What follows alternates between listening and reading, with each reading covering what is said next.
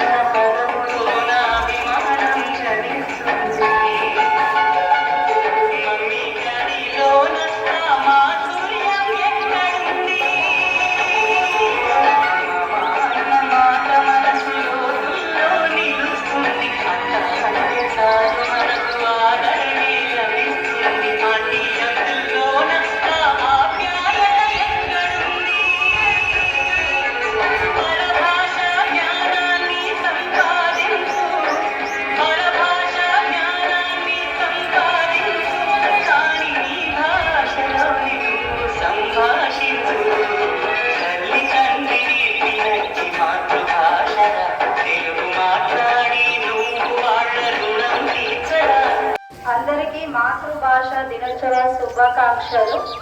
మాతృభాష అంటే అమ్మ భాష. అమ్మ ద్వారా మనకు భాష పరిచయం అవుతుంది. అమ్మ భాషని మనం తెలుగు భాష అంటారు. తెలుగు భాష ప్రపంచంలోకి వెళ్ళా సుందరమైనది, తేనె కంటే మధురమైంది. ఇలాంటి తెలుగు భాష దినోత్సవం రోజు మనం ఎవరి పుట్టినరోజు జరుపుకుంటున్నాం? గిడుగు వెంకట రామూర్తి పంతులు గారు. ఎందుకు ఆయన పుట్టినరోజు తెలుగు భాషా దినోత్సవం జరుపుకుంటున్నాం అంటే, మన భాష గ్రాంధిక భాషలో ఉండేది. ఆ గ్రాంధిక భాష ఓన్లీ కవులకు, పండితులకు, మేధావులకు మాత్రమే అర్థమయ్యేది. సామాన్య ప్రజలకు అర్థమయ్యేది కాదు. అందుకే గ్రాంధిక వచనాన్ని వాడుక భాషలోకి తీసుకువచ్చింది. కాబట్టి ఆయనకు వాడుక భాష పితామహుడు అనే పేరు వచ్చింది.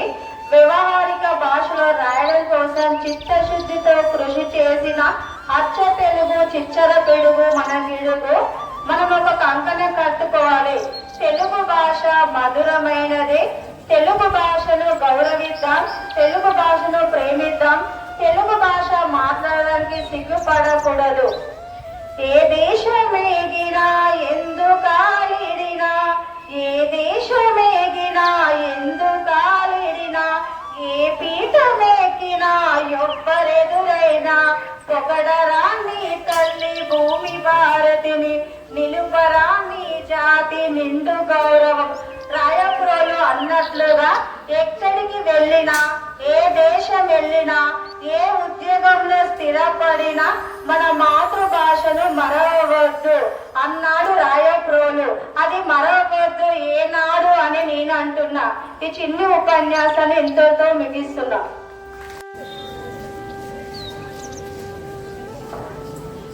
అబ్బా, ఈ పిల్లలు ఇంకా లేవలేదు. పిల్లలు లేవండి, స్కూల్కి టైం అవుతుంది. ఏంటమ్మా పొద్దున్నే లేస్తావు? ఈరోజు స్కూల్కి వెళ్ళము. దెబ్బలు పడతాయి, ఎందుకు వెళ్ళరు? ఈరోజు తెలుగు భాష దినోత్సవం కదా, మాకు పెద్దగా ఇంట్రెస్ట్ లేదు. ప్లీజ్ అమ్మా, కొద్దిసేపు పడుకుంటామమ్మా. ఎందుకు వెళ్ళరు? వెళ్ళండి. అమ్మా, నీకు తెలుగు అంటే ఎందుకు ఇష్టం అమ్మా? నీకు నేనంటే ఇష్టమా? ఓ, చాలా ఇష్టం అమ్మా. ఎందుకు ఇష్టం? ఎందుకంటే అమ్మవు కదా, అందుకే. మరి అమ్మ భాష అంటే కూడా ఇష్టం ఉండాలి కదా. అయితే మీరు ఇంగ్లీష్ మాట్లాడండి. అది కాదు, అమ్మ భాష అంటే అమ్మ, అమ్మమ్మ, నాన్నమ్మ మాట్లాడే భాష. అది వివిధ ప్రాంతాలకు వేరువేరుగా ఉంటుంది. మనం తెలుగు వాళ్ళం కాబట్టి మన మాతృభాష తెలుగు. అర్థమైందమ్మా. వచ్చిందమ్మా, వెయ్యాలి. వదిన, పిల్లలేంటి ఇంకా స్కూల్కి వెళ్ళలేదు? ఈరోజు తెలుగు భాష దినోత్సవం కదా, స్కూల్కి వెళ్ళమంటున్నారు. అసలు తెలుగు భాష దినోత్సవం అంటే ఏంటో తెలుసా పిల్లలు? అంటే ఏంటిదండి? దాని గురించి ఎంతో గొప్ప పాట ఉందో తెలుసా?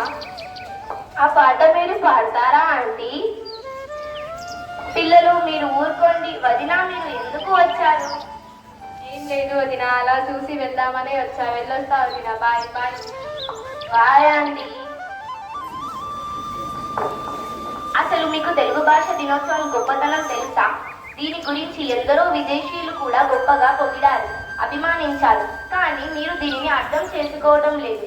మీకు ఎలా అర్థమవుతుందో ఏమో. ఎంతో మంది కవులకు ఆశ్రయం ఇచ్చి విజయనగరాన్ని పాలించిన ఆంధ్రబోధ శ్రీకృష్ణదేవరాయల గారు వచ్చి చెప్పినా కూడా మీకు అర్థం కాదనుకుంటా.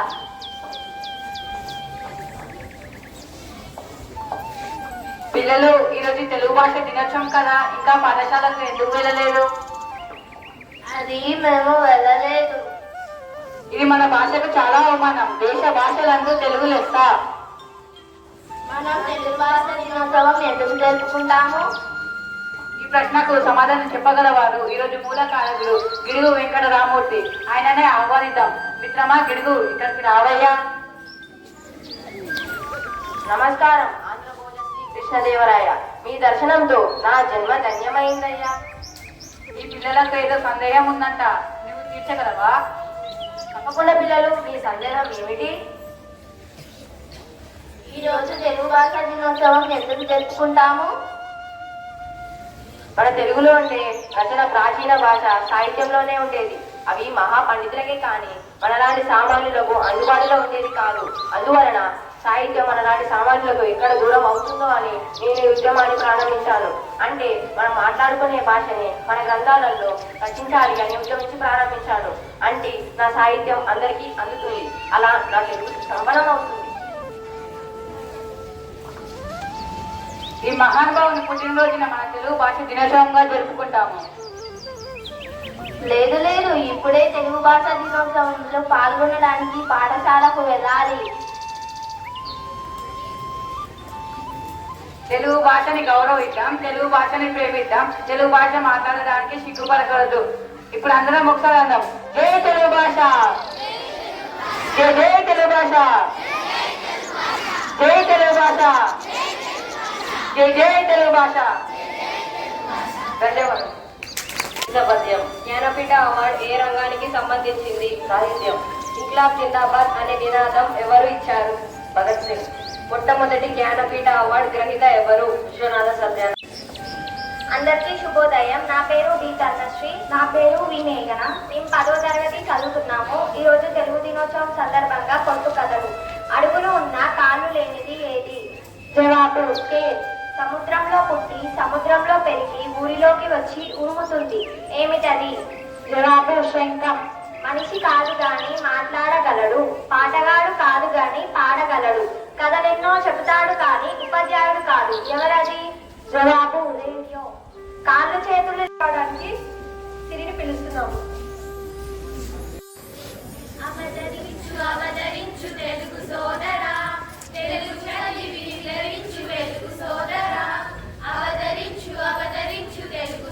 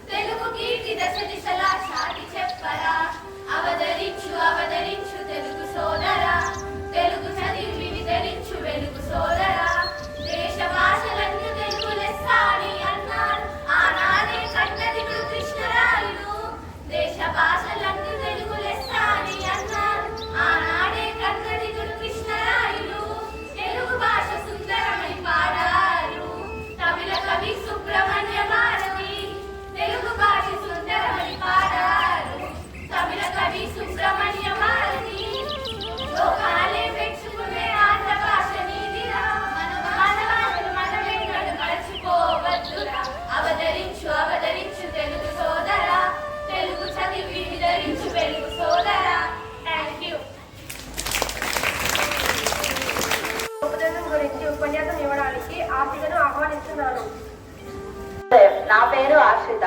అందరికీ ముందుగా తెలుగు భాషా దినోత్సవ శుభాకాంక్షలు. తెలుగు అనే పదంలో ఎంతో మాధుర్యం ఉంది కదా.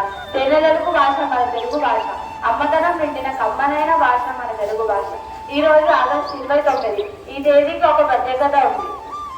వ్యవహారిక భాష ఉద్యమకర్త అయిన గిడుగు వెంకట రామ్మూర్తి పంతులు గారి పుట్టినరోజు ఈ రోజు. గ్రామీణ భాషలో ఉన్న పాఠ్యాంశాలను తెలుగు వ్యవహారిక భాషలో మార్చాలని ఎంతగానో కృషి చేసిన వారు గిడుగు వెంకట రామ్మూర్తి పంతులు గారు. ఈయన తెలుగు భాషకు చేసిన కృషి చిరస్మరణీయం. ప్రతి విద్యార్థికి సులువైన పద్ధతిలో పాఠ్యాంశాలు ఉండాలని ఆలోచించి గ్రామీణ భాషలో ఉన్న పాఠ్యాంశాలను వ్యవహారిక భాషలకు మార్చడానికి ఉద్యమం చేశారు. ఈయన చేసిన కృషిని గుర్తించి ఈయన పుట్టినరోజు అయిన ఆగస్టు 29 తెలుగు భాష దినోత్సవంగా జరుపుకుంటున్నాము. మన మాతృభాష తెలుగులోనే మన భావాలను సుస్పష్టంగా వ్యక్తపరచగలం. మన తెలుగు భాషలోని పద్యాలు, గేయాలు, కవితలు, ఛందస్సు మొదలగునవి వాటికి సాటి లేవు. అందుకే అన్నారు శ్రీకృష్ణదేవరాయలు, దేశ భాషలను తెలుగు లెస్స అని. దీన్ని బట్టి అర్థమవుతుంది మన తెలుగు భాష ప్రత్యేకత. తెలుగు భాషని మాట్లాడదాం, తెలుగు భాషని గౌరవిద్దాం. ధన్యవాదాలు. ధన్యవాదములు ఆశిత. ఇప్పుడు శ్రీవర్షిని మరియు తన సమూహాన్ని నాట్యం చేయడానికి వేదిక మీదకి ఆహ్వానిస్తున్నాను. ఇప్పుడు ఉపన్యాసం ఇవ్వడానికి 5వ తరగతి నుండి కావ్యను ఆహ్వానిస్తున్నాను. గౌరవనీయులైన ప్రధానోపాధ్యులు గారికి మరియు ఉపాధ్యులకు మరియు నాతోటి విద్యార్థులందరికీ మాతృభాష దినోత్సవ శుభాకాంక్షలు. పూర్వకాలంలో మన దేశం పరాయి పాలనలో ఉండడం వలన మన తెలుగు భాషకు అంతగా గుర్తింపు లేదు. తరువాత రాజుల పాలనలో కూడా అంతగా ప్రాధాన్యత లేదు. కానీ విజయనగర రాజులైన శ్రీకృష్ణదేవరాయలు అష్టదిగ్గజాలను పోషించి మన తెలుగు భాషకు అత్యంత ప్రాధాన్యత ఇచ్చారు. మన దేశాన్ని కూడా ధన్యవాదములు కావ్య. ఇప్పుడు పొడుపు కథలు అడగడానికి 4వ తరగతి నుండి కార్తీక మరియు శ్రీనిధిని ఆహ్వానిస్తున్నాను. అందరికీ నా పేరు దీక్షాత్మిక. నా పేరు పి శ్రీనిధి. మేము 5వ తరగతి చదువుతున్నాము. మొహం లేనిది పొట్టు పెట్టుకుంటుంది. ఏమిటది? జవాబు గడప. ఇల్లు లేని పట్టాలు, ఇల్లు లేని సముద్రం ఎక్కడ ఉంటుంది?